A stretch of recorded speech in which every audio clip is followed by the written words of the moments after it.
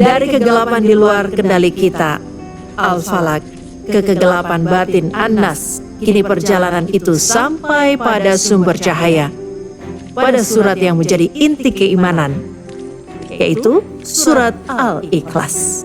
Di dunia yang penuh ketergantungan, Allah memperkenalkan dirinya sebagai As-Somad, tempat bergantung segala sesuatu, tempat meminta segala harapan.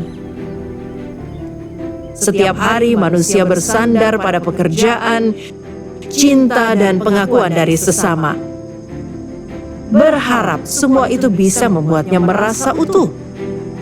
Namun tanpa sadar, kita menaruh harapan pada hal-hal yang rapuh, yang bisa hilang kapan saja. Dan ketika semuanya pergi, harta, jabatan, bahkan orang yang kita sayangi, barulah kita sadar, hanya Allah yang tidak pernah meninggalkan. Dialah satu-satunya tempat bergantung yang sejati.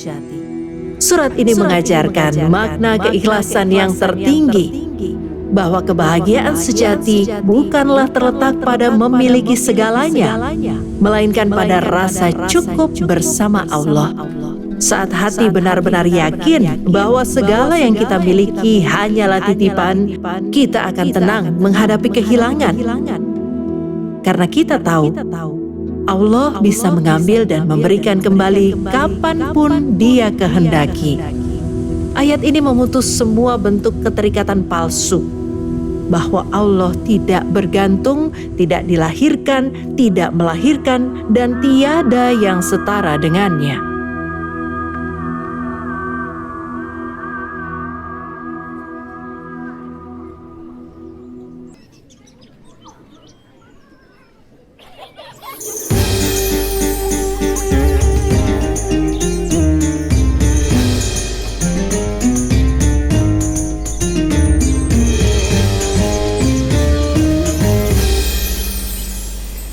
Qul huwallahu ahad, berbeda dengan dua kul lainnya, Al-Falaq dan An-Nas. Surat Al-Ikhlas tidak berisi permintaan perlindungan. Tidak ada kalimat a'udhu, aku berlindung. Tidak ada doa untuk diselamatkan dari sesuatu. Pertanyaannya adalah, kenapa? Karena sebelum kita meminta perlindungan, kita harus tahu dulu kepada siapa kita meminta.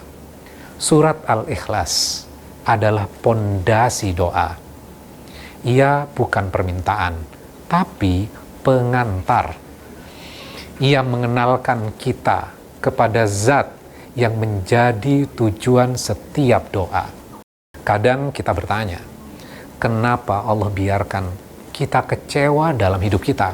Kita sudah setia, tapi kenapa kita dikhianati? Kita sudah berbuat baik, tapi malah kita ditipu. Kenapa Allah biarkan itu? Di mana keadilan Allah? Jawabannya ada di satu kata dalam Al-Ikhlas. Allahus Somad. Allah As-Somad. Artinya, satu-satunya tempat bergantung yang sempurna. Tapi kita sering salah arah. Kita kira yang menyelamatkan kita itu adalah atasan kita. Yang menolong kita, teman. Yang memberi jalan keluar, pasangan kita. Padahal semua itu hanyalah perantara. Hati mereka bergerak karena Allah. Tangan-tangan mereka menolong karena Allah gerakkan. Bahkan kalimat yang keluar, iya saya bantu, keluar dari mulut seseorang karena Allah izinkan hal itu. Lalu, kenapa kita malah menggantungkan hati pada manusia? Padahal manusia itu berubah. Hari ini memuji, besok mencaci. Hari ini dekat, besok menjauh. Dan saat mereka pergi, hati kita juga ikut hancur. bukan karena kepergian mereka terlalu menyakitkan, tapi karena kita meletakkan harapan di tempat yang salah. Sekarang kembali kepadaku, kata Allah. Bukan berarti kita tidak boleh minta tolong kepada manusia. Boleh, bahkan perlu. Tapi hati kita jangan bersandar penuh kepada mereka. Karena satu-satunya yang tidak pernah mengecewakan adalah Allah As-Samad. Surat Al-Ikhlas mengajarkan, kenali Allah dulu, baru meminta. Karena ketika kita benar-benar mengenal Allah, ketakutan mengecil, masalah menjadi ringan. Doa tidak lagi sekedar ucapan, tapi berubah menjadi keyakinan yang utuh. Saat kembali kepadanya, hati yang keras dan gelap akan terasa ringan dan damai. Perasaan takut akan kehilangan atau cemas menghadapi masa depan akan perlahan menghilang. Allah akan kuatkan hati kita karena kita tahu segala yang terjadi berasal dari satu sumber kasih yang sama. Allah yang Maha Pemurah. Ketiga surat ini bukan sekedar bacaan pendek untuk menutup doa.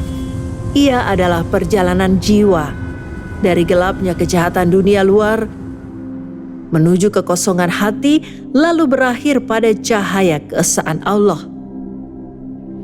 Ketika dibaca setiap pagi dan malam,